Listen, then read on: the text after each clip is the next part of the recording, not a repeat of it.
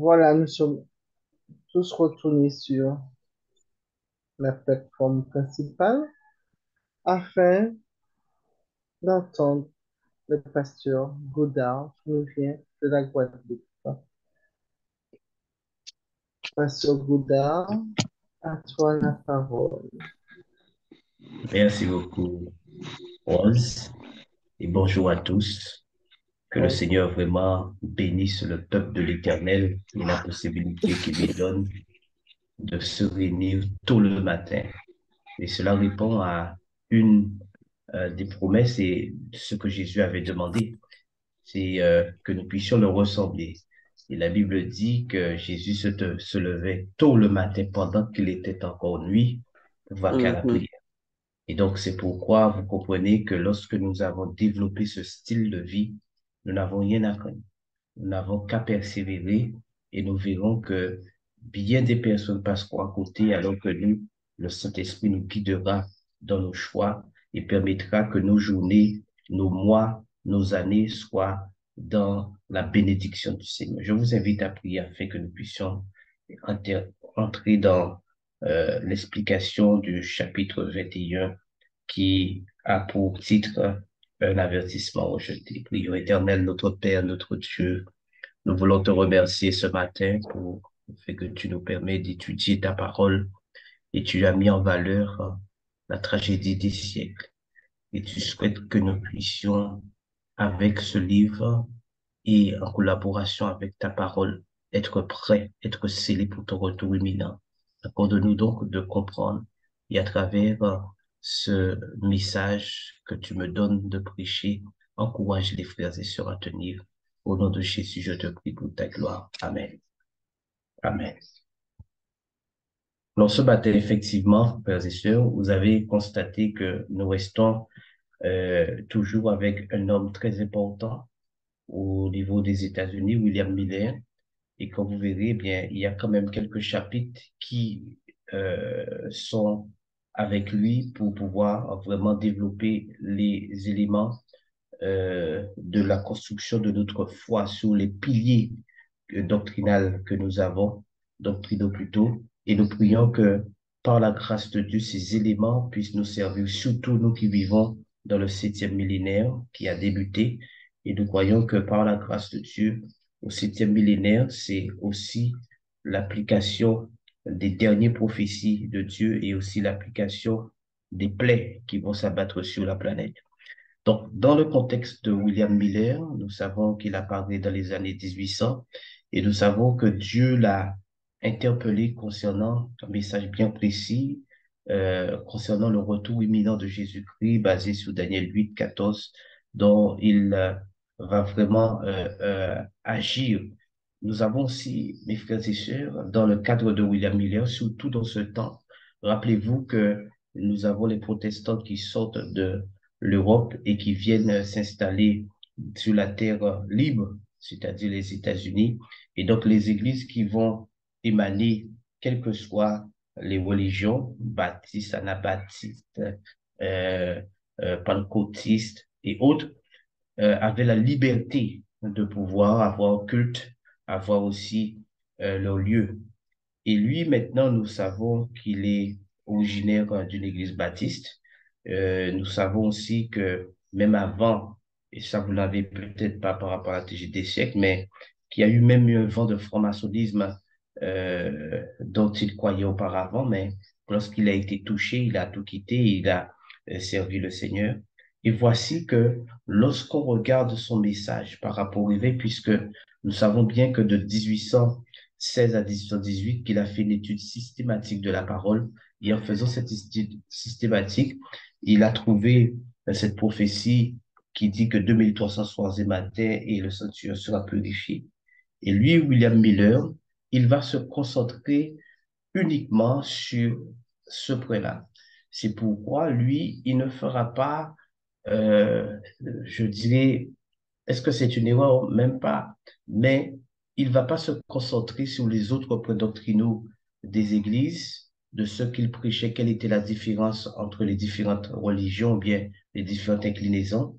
Ce qu'il va chercher à faire, c'est présenter la vérité sur le retour de Jésus-Christ et il va inviter toutes les personnes, quelle que soit leur confession, à se concentrer sur cette dynamique. Et on va voir que cela va apporter du résultat puisque on va se retrouver dans une dynamique où quelques 50 000 personnes vont adopter euh, cette vision de l'adventisme, puisque l'adventisme est basé sur le principe de Daniel, de Apocalypse 14, verset 12, qui est le message du troisième ange. C'est ici la persévérance des saints, de ceux qui gardent les commandements de Dieu et qui ont la foi de Jésus. Donc, l'objectif, c'est que les églises puissent entrer dans ce mouvement. Maintenant, ce qui va se produire, c'est que il faut aussi savoir que le fait qu'ils prêchaient cette vérité, les pasteurs des autres congrégations n'étaient pas forcément d'accord avec sa prédication et ils vont chercher à préserver leurs membres et ils vont mettre en place une opposition du haut de la chair concernant les éléments qu'apportait William Miller sur la prophétie et particulièrement la prophétie du retour de Jésus-Christ. Cependant, cela va avoir un résultat quand même assez inquiétant. Et comme vous l'avez vu, le fait que l'Église soit établie, qu'elle était sortie de la grande persécution, il y avait ce réveil, on était content d'avoir la parole, on était tranquille. Et ce que j'ai compris aussi, mes frères et sœurs, c'est pourquoi il faut faire très attention.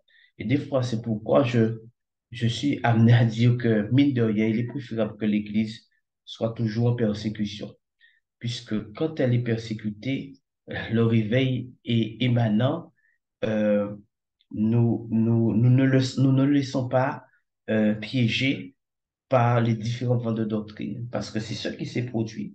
Et nous avons le cas à Synode de Philadelphie avec Charles Paul, qui était l'un des pasteurs. Nous avons aussi un professeur Finney qui vont faire la même conclusion de dire que il y a comme un laxisme dans les églises, il y a comme un affaissement, il y a comme quelque chose qui était pas normal.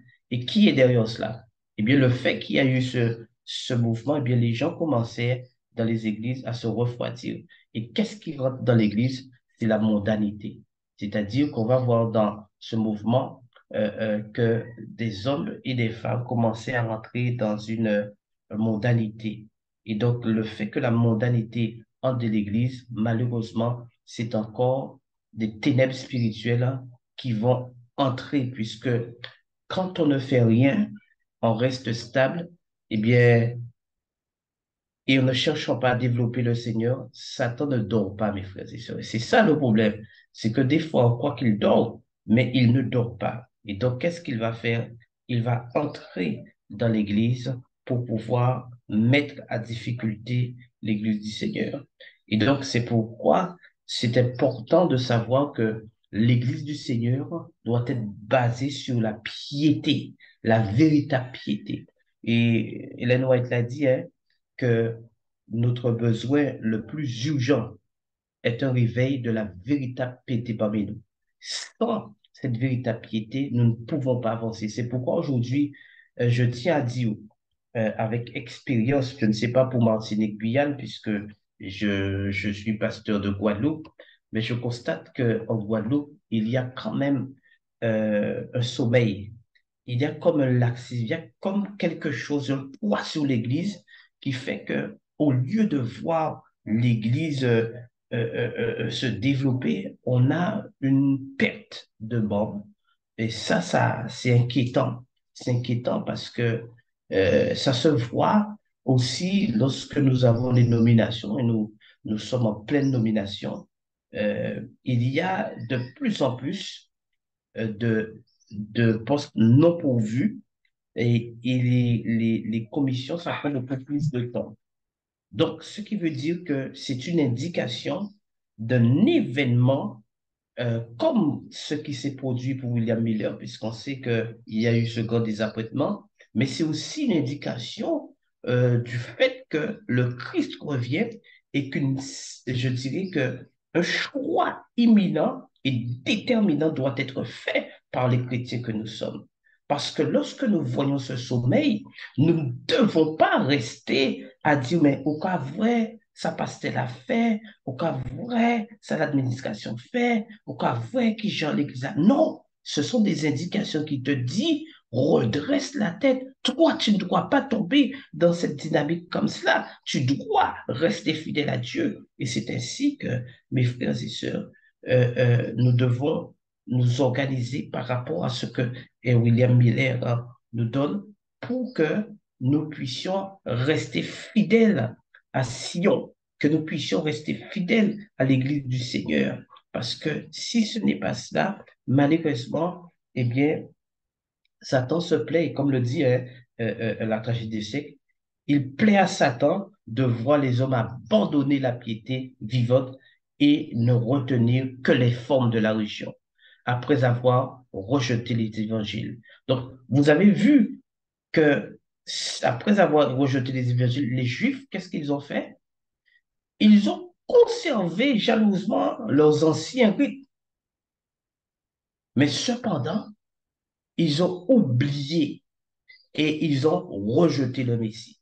C'est pourquoi, mes frères et sœurs, être assis sous les bancs de l'Église ne veut pas dire que nous sommes sauvés. Déjà, il y a ceux qui ne viennent pas. Ça, c'est déjà un problème. Et moi, je ne suis pas d'accord non plus avec ceux qui font cette dynamique de dire oui, ah, c'est l'Église, yo, qu'à comprendre plus bon que les autres. Non, je ne suis pas d'accord. Il faut continuer à venir à l'Église. Il faut continuer à faire confiance à Dieu. Mais il faut être conscient que c'est la persévérance, la recherche de l'Éternel qui nous donnera la victoire. Que Dieu donc puisse nous bénir en ce sens, mes frères et sœurs, qui nous aide à comprendre qu'à travers la tragédie des siècles, nous avons des exemples flagrants de ce qui va se produire pour nous qui vivons la fin des temps. Amen. Prions. Éternel notre Père, notre Dieu, ce matin, à travers les écrits de ta servante Hélène White, tu nous as décrit la vie de William Miller qui, dès le départ, prêchait l'Évangile et s'est concentré sur le retour de Jésus-Christ. Cependant, Seigneur, il y a ceux qui ont accepté, qui ont été des adventistes très tôt, tous les commandements et la foi de Jésus, mais il y a eu aussi un rejet par rapport à certaines dénominations des pasteurs qui ont fait opposition et on a vu l'Église rentrer dans une forme de laxisme et la mondanité a regagné les rangs et le réveil s'est éteint. Mais nous ne voulons pas être piégés et nous voulons être prêts pour ton retour. Aide-nous à ne pas regarder à la façade, mais aide-nous à regarder dans notre cœur même pour que nous puissions nous confesser et que nous puissions nous repentir et que nous puissions connaître la vraie conversion. Accorde à tes enfants la force, l'amour, la grâce pour pouvoir avancer dans ce monde. Au nom de Jésus, nous te prions, Père, et pour ta gloire. Amen. Amen. Amen, amen. Pasteur Amen. Godard, Pasteur Godard, nous te remercions pour cette belle méditation de compréhension que nous avons eue.